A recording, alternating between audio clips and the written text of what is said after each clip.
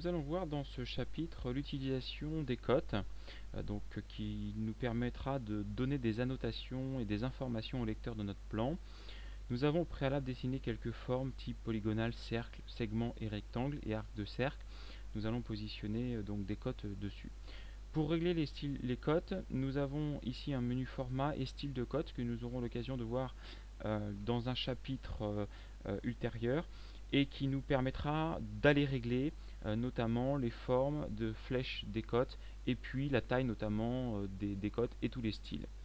Pour le moment, donc nous allons poser dans un premier temps une cote dite linéaire sur un segment ici de notre cote. Donc la ligne étant parfaitement horizontale sur l'axe X, on peut tout à fait poser comme ceci donc la cote sans difficulté sur notre plan. Ensuite, nous avons la possibilité de reprendre l'outil de cote et d'aller poser en nous accrochant sur les extrémités de cet autre objet du plan d'autres cotes à notre convenance sur le plan.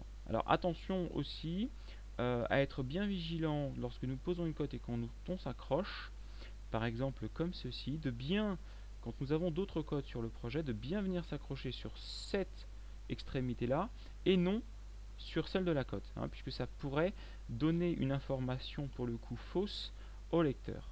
Donc nous posons ici comme ceci des cotes.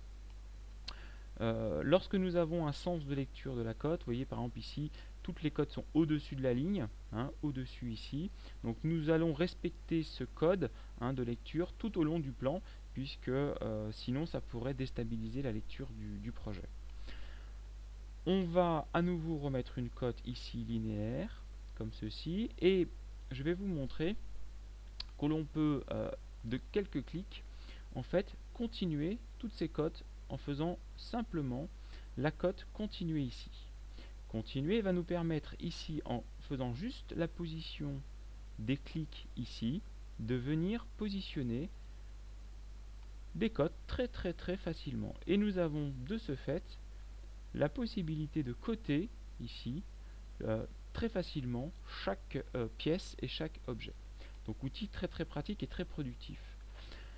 Pour ce polygone ici, nous allons poser des cotes, par exemple, donc dites alignées, donc qui est un petit peu un style différent de la cote linéaire que nous avons posée ici. Pourquoi? Parce que la cote alignée nous permet de poser des cotes sur des segments ou des lignes qui sont toutes autres que droite, horizontale ou verticale. Donc là on a des lignes et des segments qui sont un petit peu obliques et qui partent dans un sens différent de l'axe X ou de l'axe Y, et donc ça nous permet comme ceci de pouvoir positionner nos cotes.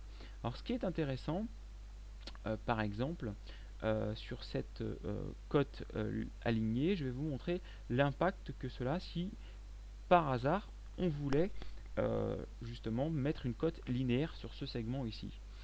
Cote linéaire, nous aurions ici cote linéaire, donc nous prenons les deux points identiques à la cote alignée, sauf que ici DriveSite va nous positionner la distance qui va de ce point là à ce point ici, mais de façon horizontale.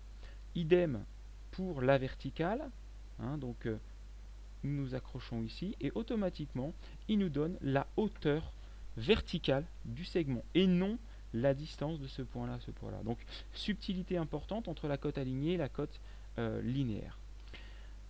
Quelques aussi cotes intéressantes, notamment la cote par rayon. Lorsque nous avons un cercle comme ceci, nous voulons coter le rayon, donc nous sélectionnons la cote rayon. Donc automatiquement il nous pose un petit R avec la distance ici du rayon. Nous avons la même option avec le diamètre. Lorsque nous sélectionnons le cercle, nous pouvons poser à l'extérieur ou l'intérieur d'ailleurs le diamètre du cercle. Nous avons également une cote longueur d'arc qui va nous permettre de pouvoir donner une distance à cet arc de cercle ici que nous avons dessiné. Alors par exemple, nous sélectionnons l'arc et automatiquement nous avons ce petit picto qui nous indique qu'il s'agit bien d'une longueur d'arc et qui va effectivement nous informer de la longueur de celle-ci. Enfin, je vous montre la cote correspondante en fait notamment au angles ici de deux segments, hein. Donc lorsque l'on veut connaître l'angle entre deux murs, par exemple sur un plan en architecture, nous allons ici choisir la cote, par exemple angulaire.